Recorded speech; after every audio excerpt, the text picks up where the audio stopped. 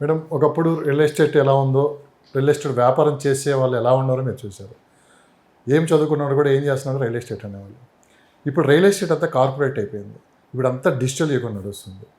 ఇప్పుడు ఎక్కడ మోసం జరుగుతుందో, ఎక్కడ ఏది నిజమో ఏది అబద్ధమో తెలుసుకునే అంత నాలెడ్జ్ కూడా చాలా తక్కువ మందికి ఉంది. ఎందుకంటే ఒకసారిగా మారిపోయింది వాతావరణం. ఈ డిజిటల్ యుగంలో ఎక్కువ జరుగుతున్న మోసాలు ఎక్కడ జరుగుతున్నాయంటే ఏం చెప్తారు? ఇప్పుడు సార్ ఒక మాట చెప్పినారు కదా మీకు, బ్యాంకు ఈ కలర్ జిరాక్స్ పెట్టి ఏదో చేస్తారు. బ్యాంకులో ఇంతకుముందు మార్టిగేజ్ అనేది ఒకటి చూపించేవాళ్ళు. ప్రాపర్టీ మీద లోన్ ఇచ్చినారు అంటే అది మార్టిగేజ్. ఏదో ఒక 10 లక్షలు 20 లక్షలు దానికి ఏదైనా ఒక ఇది ఉందేమో నాకు తెలీదు. ఇంతవరకు మార్టిగేజ్ చేయాలి, ఇంత అమౌంట్ అయితే మార్టిగేజ్ చేయక్కర్లేదు అని ఉంటే చెప్పలేను, కానీ నాకు తెలియదు అది బ్యాంకు గురించి. బట్ మార్టిగేజ్ అనేది ఒకటి జరిగితే అది రిఫ్లెక్ట్ అవుతుంది మనకి ఈసీలో. మార్టిగేజ్ జరగకపోతే మీరు ఎన్ని బ్యాంకులకు పెట్టినా పెట్టచ్చు. ఓకే, మార్టిగేజ్ ఉంది ఈ ప్రాపర్టీ మీద అంటేనే మీకు ఈసీలో వస్తుంది. లేదంటే మీకు ఈసీ తీసుకున్నా మీకేం తెలుస్తుంది? ఓకే, తెలీదు కదా. అప్పుడు మనము ఒక పేపర్ నోటీస్ ఇవ్వాలి, ఈ ప్రాపర్టీ మేము కొంటున్నాము. ఏదో లోపల ఎక్కడో మూలనున్న పేపరు, చిన్న పేపరు, 10 మందికి తెలియని పేపర్లు కాకుండా, డబ్బులు ఖర్చు అయితే పర్వాలేదు, 10 మంది చదివే పేపర్లో ఒక 3-4 పేపర్లు సెలెక్ట్ చేసుకొని దానిలలో మనం యాడ్ ఇవ్వాలి. అందరికీ తెలిసేటట్టుగా మేము ఈ ప్లాట్ కొంటున్నాము, దీని మీద ఏమైనా క్లైమ్స్ ఉంటే మీరు ఇప్పుడే క్లెయిమ్ చేసుకోండి, 10 days 15 days అది చెయ్యాలి. అది చెయ్యకుండా ఏదో తక్కువలో వచ్చేసింది కదా అని మనం చెక్ చేసుకో. ఈసీ మార్టిగేజ్లో ఉంటేనే మనకి ఈసీలో రిఫ్లెక్ట్, లేకపోతే మీకు ఈసీలు ఎన్ని ఈసీలు తీసినా ఒకటే వస్తుంది, ఆమె పేరే వస్తుంది లేదా ఆయన పేరే ఉంటుంది. ఆయన 10 చోట్ల మీ మార్టిగేజ్ చేసినా మీకు ఎట్లా తెలుస్తుంది? పేపర్లో యాడ్ ఇవ్వటం వల్ల రేపు లీగల్గా ఎంతవరకు యూజ్ అవుతుందండి? తప్పకుండా, ఎందుకంటే నేనైతే తెలిపినాను కదా అందరికీ. Open, I came openly, I announced that I am purchasing this property. మీరు ఎందుకు రాలేదు? ఇంకా వీలైతే ఎన్ని బ్యాంకుల్లో ఉంటే అన్ని బ్యాంకులకి మనము ఈ నోటిఫికేషన్ పంపటం కూడా ఇంకా మంచిది. ఎందుకంటే ఏదో చిన్న చిన్న ప్లాట్లలో నేను చెప్పట్లేదు, ఇది ఏదైనా పెద్ద ప్రాపర్టీ అన్నప్పుడు ఖచ్చితంగా ఆ ప్రికాషన్ తీసుకుంటే ఇంకా బాగుంటుంది. ఇంకొకటి, ఇప్పుడు మనము ఈ మార్టిగేజ్ది ఒకటి పక్కన పెడితే, కలర్ జిరాక్స్లు ఇవి పెట్టి తీసుకుంటున్నప్పుడు 4 బ్యాంకులు లీగల్ ఒపీనియన్ తీసుకుంటున్నాయి అన్నప్పుడు బ్యాంకులు కూడా అక్కడ బోర్డు పెట్టాలి. ఆ ప్రాపర్టీ దగ్గర ఈ బ్యాంకు మేము ఈ లోన్ ఇచ్చిండాము దీనికి. బ్యాంకులు మరి ఎందుకు పెట్టలేదు అంటే వాళ్ళకు కూడా తెలుసు ఆమె ఇంకో బ్యాంకులో కూడా తీసుకుందని. They helped her. అంటే అందరూ అట్లా ఉంటారని కాదు, కానీ కొన్ని బ్యాంకుల్లో అవి జరుగుతున్నాయి. జరగకపోతే అట్లా ఎట్లా తెలియకుండా పోతుంది? బ్యాంకులో లోన్ తీసుకున్నప్పుడు బ్యాంక్ డ్యూటీ కదండి బోర్డు పెట్టడము.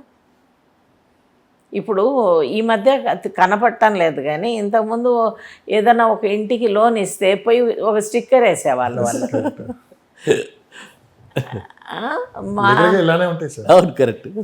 ప్రాక్టికల్గా ఉంటాయి ఇవి. దీనివల్ల ఏంటంటే పక్కింటోడికి ఎదురింటోడికి తెలిసిపోతుంది ఈ ఇంటి మీద ఈ బ్యాంకులో లోన్ ఉందని. రేపు ఎవరైనా కొనడానికి వస్తే వాళ్ళు వచ్చి చెప్పేవాళ్ళు. ఇప్పుడేమవుతుంది, అది అందరికీ తెలుస్తుందని వాళ్ళు వేయరు, వీళ్ళు వేయనేరు, 2 అయిపోతుంది. దానివల్ల మళ్ళీ కొనేవాడికి నష్టమే కదా. అట్లాంటప్పుడు వీళ్ళు, కానీ మీరు ఇందాక డిజిటల్ అన్నారు కదా, డిజిటల్లో ఆన్లైన్లో మనకి ఒకసారి పద్ధతిగా చెక్ చేసుకుంటే ఏ బ్యాంకులో లోన్లు ఉన్నాయనేది కూడా తెలుస్తుంది. చెయ్యరు. ఒకవేళ తెలియకపోయినా 4 బ్యాంకుల్లో చెక్ చేసుకునడంలో పెద్ద నష్టమేం లేదు. మనకి వందల్లో లేవు కదా బ్యాంకులు హోమ్ లోన్స్ ఇచ్చేవి. మ్యాక్సిమం ఒక 10-20 బ్యాంకులు ఉంటాయి. కనీసం ఆ బ్యాంకుల్లో అన్నా చెక్ చేసుకొని వీళ్ళు కానీ దీన్ని బట్టి మోసపోయే వాళ్ళు ఎక్కువ ఉన్నారు, మోసం చేసే వాళ్ళు ఎక్కువ ఉన్నారు. మోసపోయే వాళ్ళు ఉంటే మోసం చేసే వాళ్ళు పెరుగుతూనే ఉంటారు. వాళ్ళు ఎక్కువ మందిని చేస్తారు, వీళ్ళు ఒకరొకరుగా మోసపోతూ ఉంటారు. వీళ్ళు ఇండివిజువల్స్ మోసపోతారు, వాళ్ళేమో ఒక గుంపును మోసం చేసేస్తారు. Yes. కాబట్టి ఇది అంతా మనీ క్రైమ్స్ అండి.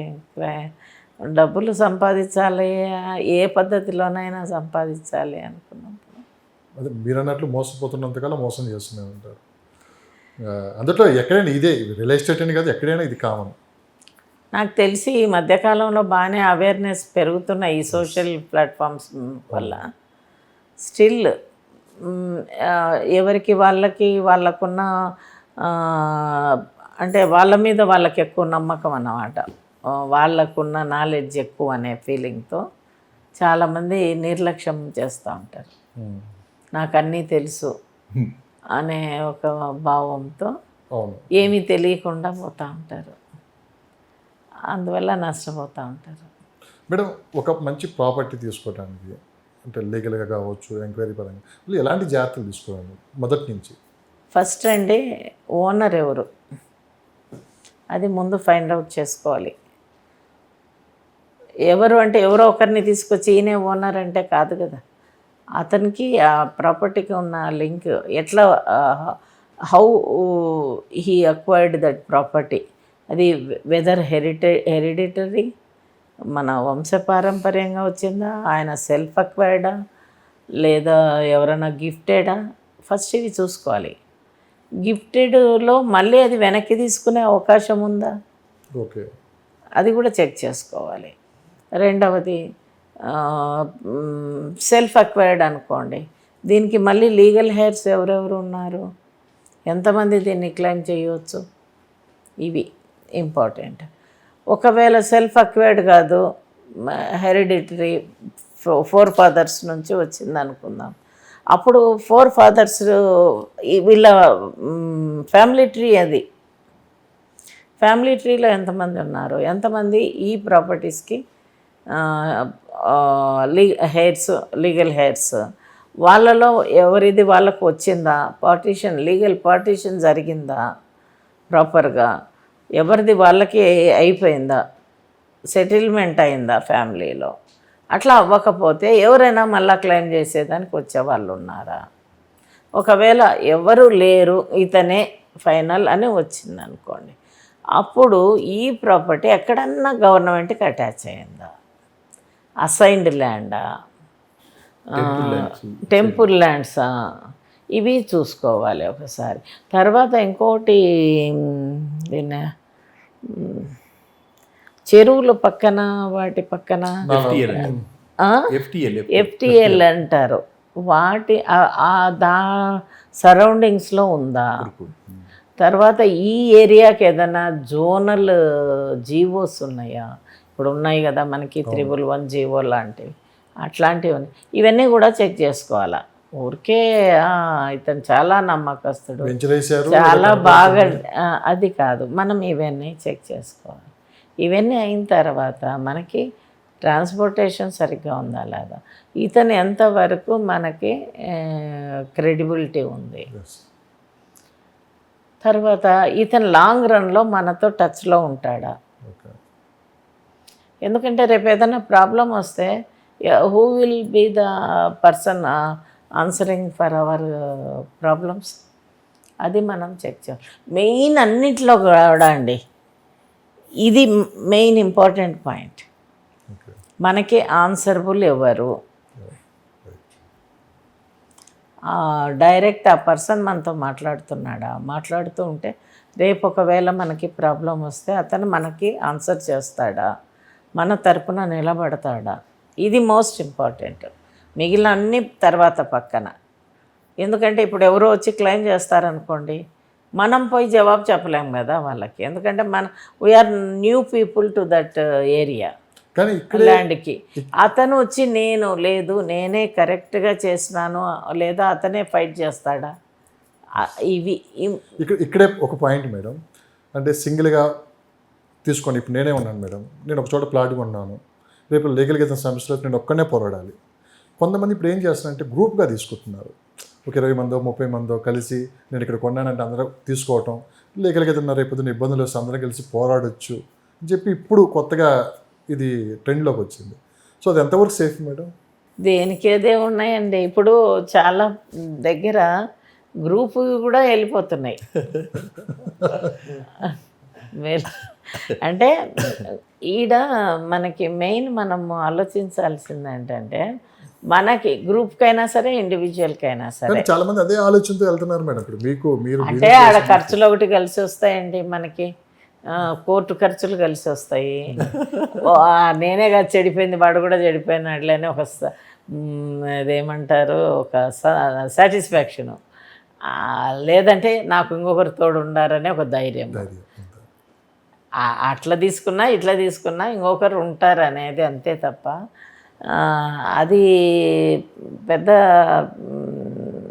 హెల్ప్ఫుల్ అని నేను అనుకోను. ఎందుకంటే ఒకరు పక్కన ఉన్నా లేకపోయినా మనమైతే పోరాడాల్సిందే కదా మన ప్లాట్ గురించి. కాబట్టి మనకు ఆ ల్యాండ్ ఎవరు ఇచ్చినారో, లేదా ఆ ల్యాండ్ మనకి ఎవరు ఇప్పించినారో వీళ్ళకి మన వైపున స్టాండ్ తీసుకుంటారా లేదా, ఇది మనకి చాలా ఇంపార్టెంట్. అతను తీసుకోలేదనుకోండి, ఇంకెవరు రాలేదనుకోండి, ఇప్పుడు మీరు అన్నట్లు మన గుంపే మనమే కదిలిపోవాలి. ఇప్పుడు ఎంజాల్ దగ్గర సేమ్ ఒక 40 మంది పార్టీ. ఇప్పుడు ఒక ఆమె తీసుకుంది, ఆమె అందరికీ లేఅవుట్ చేసేసి అమ్మేస్తున్నారు. ఇది కూడా 30 years దాటిపోయింది. అదే ల్యాండ్ ఆమె ఏం చేసింది, తన దగ్గర పనిచేసేవాడి పేరున సగము, తన పేరున సగము రిజిస్టర్ చేయించుకొని, అతనిది ఈమెది 2 తనే సేల్ చేసేసింది. వాడు తన పేరున ఉన్న పేపర్లు ఎక్కడో సర్టిఫైడ్ కాపీస్ తీసుకుని మళ్ళీ ఇంకొకటి అదల్లకి అమ్మేస్తున్నాడు. ఈమెకు అప్పగిచ్చినాడు, ఈమె అమ్మేసింది. ఆ ప్లాట్స్ అందరికీ ఇచ్చేసినారు. ఇచ్చిన తర్వాత తన పేరున ఉన్నింది కదా ఒకప్పుడు, సంతకాలు పెట్టినాడు వాళ్ళందరికీ రిజిస్ట్రేషన్లకి అంతా. మళ్ళీ ఆ సర్టిఫైడ్ కాపీస్ తీసుకొని మళ్ళీ ఇంకొకళ్ళకి అదే ఊర్లో ఎవరైతే ఫస్ట్ ఓనర్ ఉన్నాడు కదా వాళ్ళ చుట్టాలకి ఇతను తన భాగంలో వచ్చిన 1 acre చేంజ్ ఎంతో అమ్మేస్తున్నాడు. అందులో 39 మందో 40 మందో ఉన్నారు. వాళ్ళందరూ ఇప్పుడు పార్టీస్. ఇది కూడా 30-40 years అయిపోయింది. అందరూ ఏజ్డ్ అయిపోయినారు. చాలామంది రిటైర్డ్ అయిపోయినారు ఎంప్లాయీస్ పాపం. కొంతమంది నడవలేని పరిస్థితుల్లో ఉన్నారు, బెడ్లల్లో ఉన్నారు. అదే గుంపు, మీరు అన్నట్లు గుంపు అంతా. కొంతమందికి అయితే వాళ్ళ హస్బెండ్స్, కొంతమందికి వాళ్ళ పిల్లలు, కొంతమందికి వాళ్ళ మనవాళ్ళు కోర్టుకు వస్తూ ఉంటారు. ఈ కేసు ఇంకా స్టిల్ గోయింగ్. సాధారణంగా ఇలాంటి కేసులు చూసినప్పుడు మీకు ఏమనిపిస్తుంది మేడం? నాకైతే చాలా బాధ అనిపిస్తుందండి. యాక్చువల్లీ ఈ కేసులో వాళ్ళకు ఒకసారి డిగ్రీ అయింది. ఎవరు ఈ రెస్పాండెంట్స్ తరఫున ఎవరైతే ప్లాట్ ఓనర్స్ ఉన్నారో వీళ్ళందరికీ కోర్టు డిగ్రీ ఇచ్చి వాళ్ళదే ల్యాండ్ అన్నది. కానీ ఎగ్జిక్యూషన్ జరగలేదు, వాళ్ళకి అప్పగించడం జరగకపోయేసరికి అతను మళ్ళా హైకోర్టు పోయినాడు.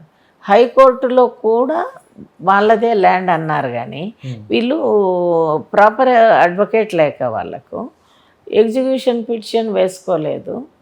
వీళ్ళు పోలీసుల దగ్గరికి వెళ్ళాలి. పోలీసులు వచ్చి మా కోర్టు ఆర్డర్ ఇస్తే మేము మీకు అప్పగిస్తాం, కోర్టు ఇప్పేలా. ఇదంతా ఒక 10-15 years బ్యాక్ జరిగింది. దాని తర్వాత మళ్ళా కోర్టుకి వేస్తున్నారు. మళ్ళీ ఒక కేసు జరుగుతూ ఉండగా ఇప్పుడు మళ్ళీ రీసెంట్గా లాస్ట్ ఇయర్ మళ్ళీ ఒక కేసు వేస్తున్నారు, ఇది మాదే అని. ఈ 40 members ఫైట్ చేస్తున్నారు. ఇప్పటికి వాళ్ళని చూస్తే చాలా పాపం అనిపిస్తుంది.